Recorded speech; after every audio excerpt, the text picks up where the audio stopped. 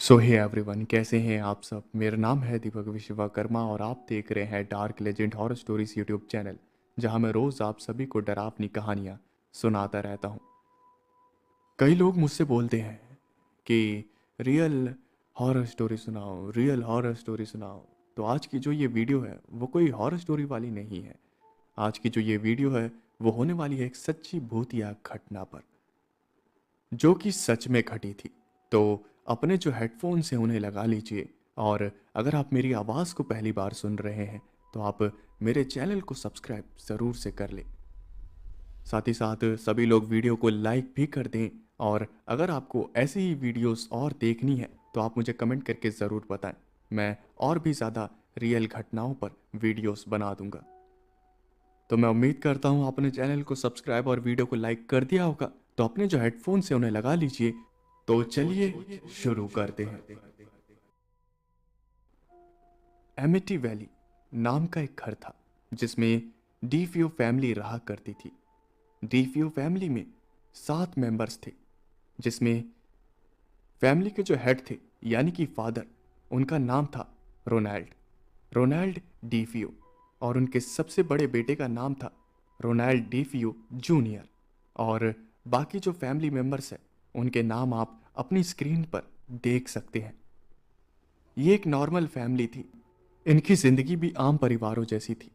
लेकिन इस फैमिली का जो बड़ा बेटा था यानी कि रोनाल्ड डीफियो जूनियर, वो बिगड़ा हुआ था। वो शराब और बुरी आदतों से काफी ज्यादा परेशान था। रोज उसके बीच और उसके फादर के बीच लड़ाइयां होती रहती थी।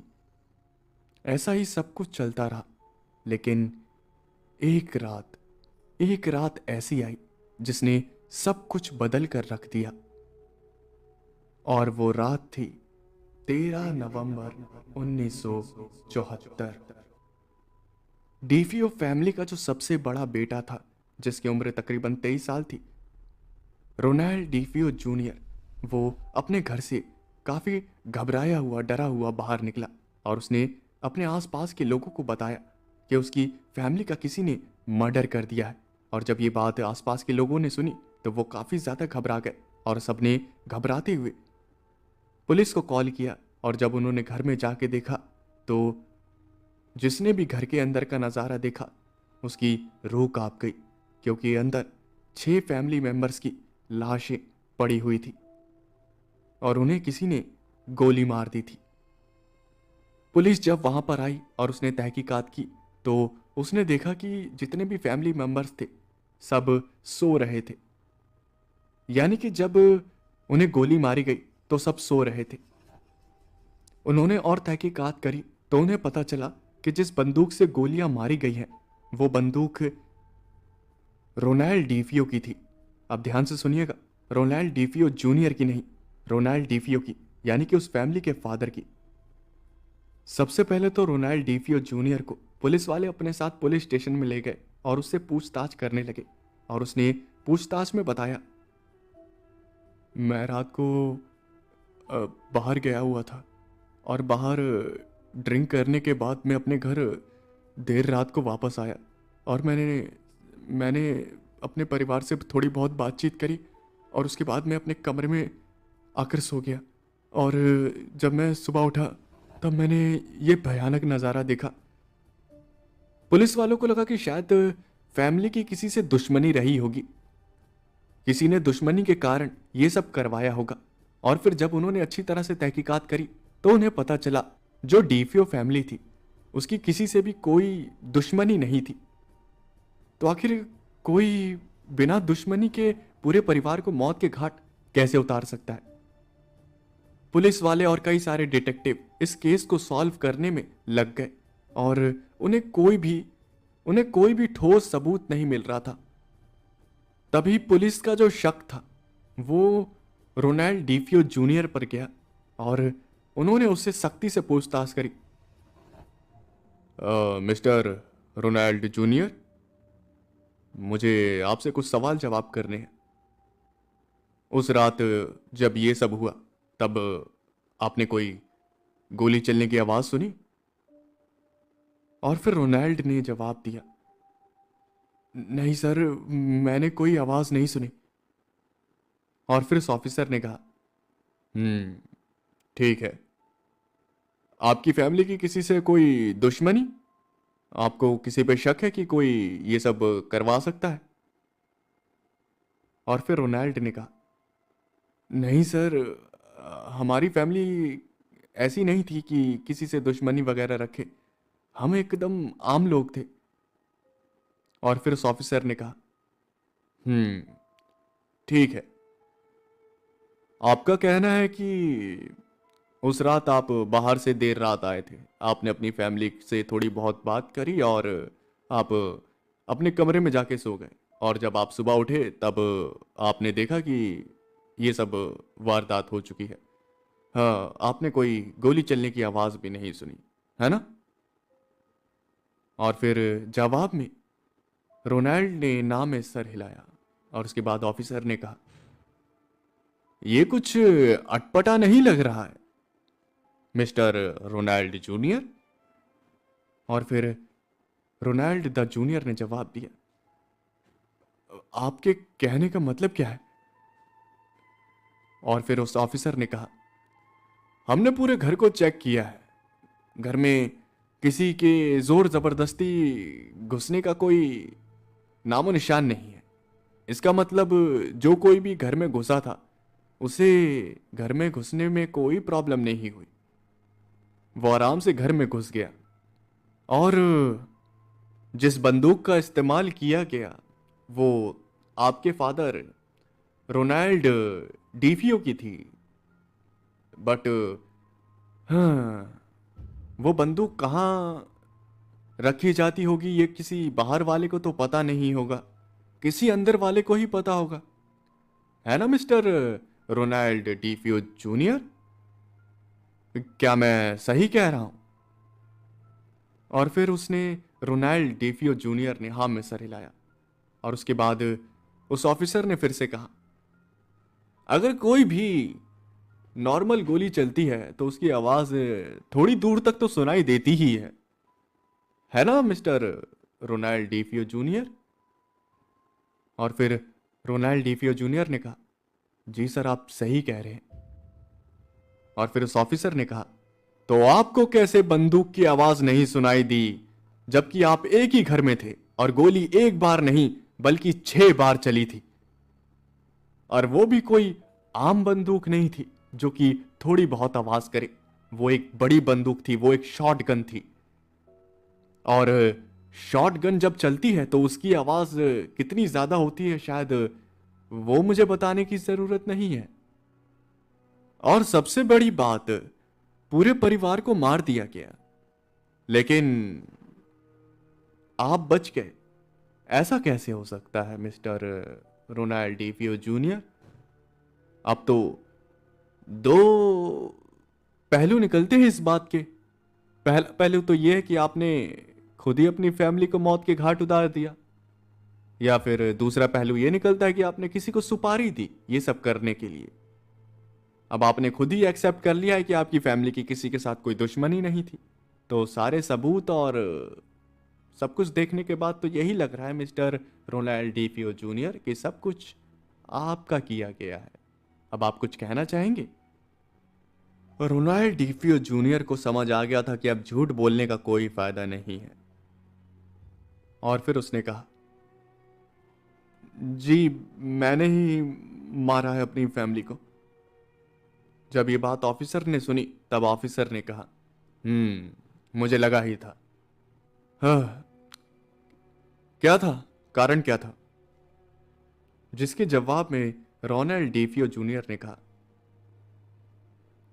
कारण कारण तो कुछ भी नहीं था। जब ये बात ऑफिसर ने सुनी तब ऑफिसर के जो होश थे वो उड़ गए। और उसके बाद ऑफिसर ने कहा, क्या तुमने अपने पूरे परिवार को खत्म कर दिया, वो भी बिना किसी वजह के? अभी भी झूठ बोल रहे हो? और फिर रोनाल्ड द जूनियर ने कहा, मैं अपनी फैमिली को नहीं मारना चाहता था, मुझे मजबूर किया गया। और फिर जब ये ऑफिसर ने बात सुनी तब ऑफिसर ने कहा, किसने किसने करवाया ये सब? नाम बताओ उसका। जैसे ही ये बात रोनाल्ड डीवियो जूनियर ने सुनी तब उसने कहा, उसका कोई नाम नहीं है, मैं तो उसे जानता भी नहीं, वह हमारे घर में हमारे साथ रहता है। ऑफिसर अपना सर खुजाने लगा और उसने कहा, क्या? वो तुम्हारे साथ रहता है और तुम्हें उसका नाम नहीं पता? वैसे भी जो तुमने घिनौना अपराध किया उसके लिए तुम्हें उम्र कैद की सजा तो मिलनी मिलनी है, और अगर तुम ज्यादा ही होशियारी दिखाओगे तो फांसी की सजा जरूर मिलेगी तुम्हें। और फिर रोनाल्ड डीफियो जूनियर ने कहा, जी मैं झूठ नहीं बोल रहा, मैंने ही कत्ल किए हैं, लेकिन मैं होशो आवाज में नहीं था, मुझसे किसी ने करवाया है ये सब, और वो मेरे घर में ही रहता है, मेरे अलावा उसे कोई देख नहीं सकता, उसी ने मुझे मजबूर किया था ये सब करने के लिए। मैं रात को जब सोने के लिए अपने बेड पर लेटा तब काफ़ी ज़्यादा रात हो चुकी थी, और तभी अचानक से मेरे दिमाग में कुछ अजीब सी आवाज़ें सुनाई देने लगी जो कि मुझे कह रही थी कि अपने पूरे परिवार को मार दो।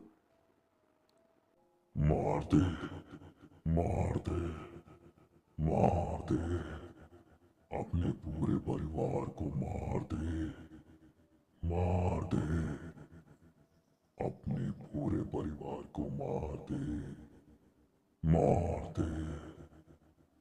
उसके बाद मेरी आंखों के सामने अंधेरा छा गया और मैं बेहोश हो गया। उसके बाद जो हुआ उसका मुझे कुछ पता नहीं है, बस मुझे गोलियों की आवाज़ आ रही थी और मैं बेहोश था। जब मैं होश में आया तो मेरे हाथ में बंदूक थी और सामने मेरे फैमिली की लाश पड़ी हुई थी। उस ऑफिसर ने कहा, तो तुम्हारे कहने का मतलब है कि ये सब तुमसे एक आत्मा ने करवाया? और फिर रोनाल्ड डीपियो जूनियर ने हाँ में सर हिलाया। ऑफिसर भी समझ गया कि मामला कुछ ज्यादा ही पेचीदा है। उसके बाद रोनाल्ड डीपियो जूनियर को कोर्ट में पेश किया गया, और कोर्ट में पेश होने के बाद जब उसने ये सारी बातें जो है कही जज से, तब जज को लगा कि शायद रोनाल्ड डीपियो जूनियर अपने आप को पागल साबित करना चाहता है, जिससे उसकी जो सजा है वो उसे ना मिले। इसलिए जज ने ज्यादा बिना कोई सोचे समझे, बिना कोई वक्त गवाए रोनाल्ड डीपियो जूनियर को उम्र कैद की सजा सुना दी। उसे हर एक कत्ल के लिए 25 साल की सजा सुनाई गई, और कुल मिला के उसकी जो सजा थी वो तकरीबन 150 साल की हो गई थी। यानी कि जब उसकी पूरी जिंदगी है वो जेल में बीतने वाली थी। रोनाल्ड डीपियो जूनियर को जेल भेज दिया गया और वो अपनी सजा को काटने लगा। इस घटना को तकरीबन 1 साल बीत गया था, लेकिन जितने भी आसपास के लोग थे वो सब उस घर को भूतिया कहने लगे थे। वो घर पूरी दुनिया में बदनाम हो चुका था, हर कोई जान चुका था कि वो एक भूतिया घर है, इसलिए उसका जो रेट था उस घर का वो काफी ज्यादा गिर गया। उस घर का रेट तकरीबन $80,000 तक पहुंच गया था। तकरीबन 1 साल बाद जब यह घटना घटी थी, तकरीबन उस घटना के घटने के 1 साल बाद एक फैमिली और आई, जॉर्ज और कैथलीन, जिसमें हस्बैंड वाइफ का नाम था जॉर्ज और कैथलीन, जिनके 3 बच्चे थे। वो पूरी फैमिली उस घर के अंदर शिफ्ट हो गई। उन्होंने पूरा जो घर था वो $80,000 में खरीद लिया था, क्योंकि जो उस घर की वैल्यू थी वो 80,000 से काफ़ी ज़्यादा थी, लेकिन बदनामी होने की वजह से वो घर का जो रेट था वो काफ़ी ज़्यादा गिर गया था। और इसी बात का फ़ायदा उठाकर कैथलीन और जॉर्ज ने वो घर $80,000 में खरीद लिया था। जब वो और उनकी फैमिली जो है वो शिफ्ट हुई उस घर के अंदर, तब शुरुआत के जो दिन थे वो तो ठीक ठाक बीत गए, लेकिन उसके बाद उनके साथ भी कई सारी डरावनी घटनाएं घटने लगी। उनका कहना था कि घर के अंदर हमेशा से ऐसा लगता था जैसे वो अकेले नहीं है, उन परिवार के मेंबर्स के अलावा भी जैसे उस घर में कोई है। एकदम गर्मी के मौसम में एकदम ठंडी हवाएं चलना, ऐसा लगना जैसे कोई आसपास से उन्हें देख रहा है। लाइट्स का अपने आप ऑन ऑफ हो जाना, और भी कई सारी पैरानॉर्मल एक्टिविटीज। जब भूतिया गतिविधियों ने उन्हें डराना शुरू किया, तब वो भी उस घर के अंदर ज्यादा दिन नहीं बिता पाए। लेकिन जो जॉर्ज था उसने कुछ ऐसा बताया जो कि काफी ज्यादा डरावना था। उसका कहना था कि रात के तकरीबन 3:15 पर उसकी जो आंखें हैं वो अपने आप खुल जाती हैं और उसे गोलियां चलने की आवाज आती है। और जब ये बात लोगों को पता चली तो सब हैरान हो गए, क्योंकि ऐसा इंसान के साथ एक बार हो सकता है, 2 बार हो सकता है, 3 बार हो सकता है, लेकिन जॉर्ज के साथ वो घटना जो थी 3:15 आंख खुल जाने की, वो रोज होने लगी थी। और जब पता लगाया गया कि आखिर माजरा क्या है, तो डिटेक्टिव और पुलिस वालों ने बताया कि 3:15 पे ही 13 नवंबर 1974 को रोनाल्ड डीफियो जूनियर ने अपने पूरे परिवार को गोलियों से मार दिया था। जब यह बात जॉर्ज और कैथलीन को पता चली, तब उन्होंने पूरा पक्का कर लिया था कि अब उन्हें उस घर में नहीं रहना, और उन्होंने भी उस घर को जो था वो बेच दिया। वो काफी बड़े लॉस में गए, लेकिन उन्हें इस बात से कोई प्रॉब्लम नहीं थी, क्योंकि जान है तो जहान है। उसके बाद घर को कई बार खरीदा गया, बेचा गया, कई लोग आए, कई लोग गए, लेकिन हर किसी का कहना था कि वो जो घर है वो हॉन्टेड है। जिसने भी उस घर को खरीदा, उसमें कुछ दिन बिताए, तो उसे समझ आ गया कि उस घर के अंदर ज्यादा दिनों तक रहना सेफ नहीं है, और सबने उस घर को बेच के अपना उससे पीछा छुड़वाया। रोनाल्ड डीफियो जूनियर, जिसने वो 6 मर्डर किए थे, जिसका कहना था कि उसने सब कुछ एक आत्मा के मजबूर करने पर किया था, उसकी मौत पिछले साल हो गई है। रोनाल्ड डीफियो जूनियर की मौत 12 मार्च 2021 यानी कि पिछले साल ही हुई। हर किसी को यही लगता था कि रोनाल्ड डीफियो जूनियर झूठ कह रहा है, उसी ने अपनी पूरी फैमिली को खत्म करा है। लेकिन उसका जो एक सवाल था, उसने हर किसी को सोचने पर मजबूर कर दिया। उस पर किसी को यकीन तो नहीं था, लेकिन उसने एक सवाल पूछा। उसने पूछा, आप सभी मुझे एक बात बताइए, लड़ाई झगड़े किस घर में नहीं होते? मैं उस घर का बड़ा बेटा था, और मैं मानता हूं कि मेरे पिता में और मुझ में कहा सुनी हो जाती थी, लेकिन आप मुझे बताइए कि ऐसा किस घर में नहीं होता? ये एक आम बात है, लेकिन इसके लिए अपने पूरे परिवार को खत्म कर देना, ये बात कहां से हजम होती है? जितने भी डिटेक्टिव्स हैं, जितने भी पुलिस वाले हैं, मैं उन सब से कहना चाहता हूं कि अगर आप कोई भी मोटिव निकाल कर दे देंगे जिससे ये प्रूफ हो जाए कि मैंने अपने माता पिता को होशो आवाज में मारा है। डिटेक्टिव और पुलिस ने कई सारी खोजबीन करी, लेकिन उन्हें कोई भी स्ट्रांग मोटिव नहीं मिला कि एक बेटा अपने पिता और पूरे परिवार को खत्म कर दे उस मोटिव को लेकर।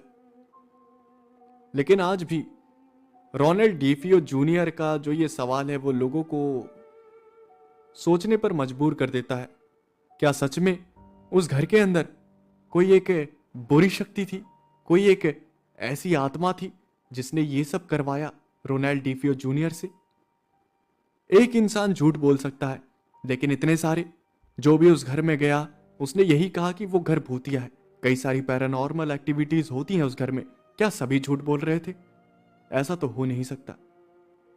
यहां तक कि पैरानॉर्मल एक्सपर्ट्स, जो कि पूरी दुनिया में मशहूर है, जो एक मशहूर कपल है एड एंड लॉरेंस वॉरेंस, उन्होंने भी इस केस की जो है तहकीकात करी थी, और उन्होंने भी यही पाया था कि उस घर में कुछ ना कुछ तो बहुत ही ज्यादा गड़बड़ है।